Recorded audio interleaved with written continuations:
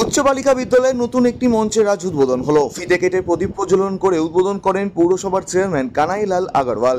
স্কুলের ম্যানেজিং কমিটির সভাপতি শম্ভু মজুমদার সহ স্কুলের প্রধান শিক্ষিকা মনীষা সাহা সহ কানাইলাল আগরওয়াল, পৌরসভার চেয়ারম্যান সহ অন্যান্য শিক্ষক শিক্ষিকারা ও স্কুলের ছাত্রছাত্রীরা উপস্থিত ছিলেন। সেখানে স্কুলের প্রধান শিক্ষিকা মনীষা সাহা জানান, প্রাক্তনীদের দেওয়া টাকা দিয়েই এই মঞ্চ নির্মাণ করা হয়েছে। চেয়ারম্যান কানাইলাল আগরওয়াল বলেন, গার্লস স্কুলে উদয়ন মঞ্চে নামে একটি নতুন মঞ্চের দ্বার উদ্ঘাটন হলো আজ।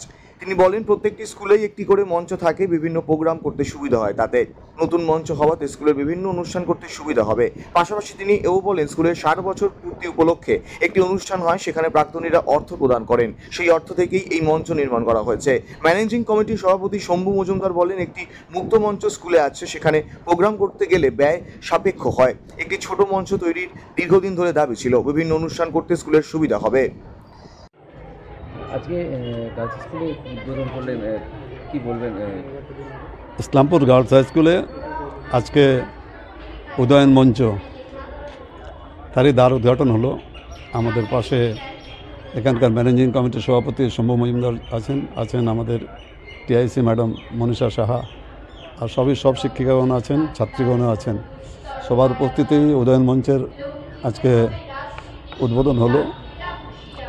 দুটো রুমকে পার্টিশনটা ভেঙে দিয়ে একটা সামনের দিকে একটা মঞ্চ করা হয়েছে। স্কুলে, গার্লস স্কুলে, সব স্কুলেই অনুষ্ঠান মাঝে মাঝে হয়, সেই অনুষ্ঠানগুলো এখানে সহজেই এখানে করা যাবে, কেননা একটা হলের মতো দরকার। তো এটা একটা কনফারেন্সের সামনের দিকে স্টেজও করা হয়েছে।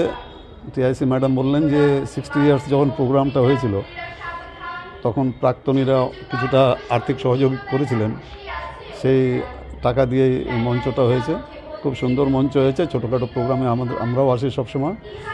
মঞ্চ একটা থাকলে এমনি উঁচু একটা জায়গা হয়ে গেল, তাহলে প্রোগ্রাম করতে খুব সুবিধা হয়। তার জন্য আমি টিআইসি ম্যাডামকে এবং আমাদের ম্যানেজিং কমিটির সভাপতিকে অনেক ধন্যবাদ জানাচ্ছি এই মঞ্চটা করার জন্য। ক্লাসরুমের ভিতরে এটা ঠিক না, এটা বসার জায়গা অসুবিধা নেই, বুঝতে পারবে সবাই, ছাত্রীরাও বুঝতে পারবে। প্রোগ্রামও হবে এখানে, কনফারেন্স হল তো একটা লাগেই। পার্টিশনও করা হয়েছে যে ক্লাসরুম হিসাবেও ব্যবহৃত হতে পারে, ব্যবহার হবে, এবং প্রয়োজন হলে ওই পার্টিশনটাকে একটু যদি দুই সাইডে করে দেওয়া যায় তাহলে ওটা কনফারেন্স রুম হিসাবে ইউজ হবে। বলছি, স্কুলের নতুন মঞ্চ পেলেন এবং করা হলো। পুরানো মঞ্চ ছিল, তারপরে আবার মঞ্চ, বিভিন্ন অনুষ্ঠানের কথা বললেন চেয়ারম্যান সাহেব, কি বলবেন? প্রথমেই আপনাদের আমি ধন্যবাদ জানাই আমাদের এই নিউজটা কভার করার জন্য। আমরা এটা দিদিমণির অ্যাকচুয়াল মস্তিষ্ক প্রস্তুত। আমার একটু প্রবলেম হচ্ছে আজকে কাশির জন্য, তো উনি বললেন, আমি বললাম করুন, ভালো। কারণ এই মঞ্চে যে বাইরের যে মঞ্চটা আছে, এখানে যদি অনুষ্ঠান করতে আমরা চাই তাহলে অনেক শেডের ব্যবস্থা করতে, অনেক খরচের ব্যাপার। তার জন্য উনি যখন বললেন, আমি বললাম ভালো উদ্যোগ, এটাই করুন। আজকে খুব আনন্দের দিন আমাদের খুব অনেক দিনের প্ল্যানিং ছিল যে এরকম একটা মঞ্চ করতে পারলে, কারণ আমাদের ছোট ছোট প্রোগ্রাম লেগেই থাকে। তারপরে কি হয়, আমাদের তো 3টে সেকশন মিলে বেশ কিছু স্টুডেন্ট, ধরেন একটা হেলথ প্রোগ্রাম, যেমন এই গতকালই আমাদের হয়েছে ডেন্টাল একটা চেক আপ প্রোগ্রাম। আমাদের এই ছাত্রী, সে ডেন্টাল MBBS পাস করে এসে সে ফ্রি একটা ক্যাম্প করলো। তো এরকম একটা বড় যখন 3টে সেকশনকে নিয়ে প্রোগ্রাম করা হয়, তখন আমাদের খুব অসুবিধা, বসার জায়গা হয় না। সেইগুলো এখানে আমরা করতে পারবো। বিভিন্ন রকমের প্রোগ্রাম হয়, সেগুলো তো হবেই, কালচারাল প্রোগ্রাম ছাড়াও। এটা আমাদের বললাম তো, মানে আমাদের প্ল্যানিংটা ছিলই, ওই জন্য দুটো ক্লাস একসঙ্গে এরকম করে করা ছিল। সেইটা যে হলো, ওটাই বললাম, আমাদের প্রাক্তন শিক্ষিক হেডমিস্ট্রেস ছিলেন জগদ্ধাত্রী সরকার, তার খুব ইচ্ছে ছিল এরকম একটা করার। তো আমাদের বললাম টাকার জন্য হতে পারেনি, আজকে সেটাও হলো প্রাক্তনীদের দেওয়া টাকাতে। ওটা আরও আমাদের গর্বের, কারোর কাছে কিছু বলতে হয়নি, স্বেচ্ছায় এত সুন্দর একটা জিনিস হয়েছে। গার্লস স্কুল এরকম করে এগিয়ে চলুক।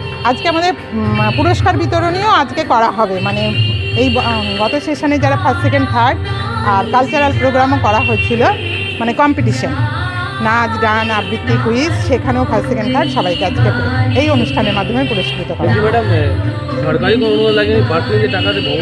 হ্যাঁ,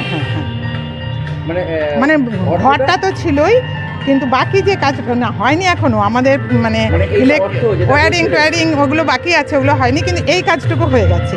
এই অর্থগুলো মানে কোথা থেকে এসছে? ওই যে প্রাক্তনীরা এসেছিল, তারা আমাদেরকে স্কুলকে কিছু গিফট করতে চেয়েছিল। ওরা অনেক জিনিসও দিয়ে গেছে, আলমারি, মানে আমরা বলিনি, নিজেরাই ভেবে যে এখানে স্ট্যান্ড ফ্যান এরকম অনেক জিনিস দিয়ে গেছে এক একটা ব্যাচ ধরে ধরে। আর এবার কেউ আর বুঝতে পারেনি কী দেবো, তখন ওরা জোর করেই মানে আমাদেরকে টাকা দিয়ে গেছিলো যে ম্যাডাম আপনার স্কুলের প্রয়োজনে করুন। সেই টাকাগুলো, অনেক ব্যাচের টাকাগুলোকে একত্রিত করে এই করেছে। আনুমানিক তাও কত খরচা? লাখখানেক টাকা। ইসলামপুর থেকে দেবব্রত চক্রবর্তীর রিপোর্ট, কুলিক নিউজ।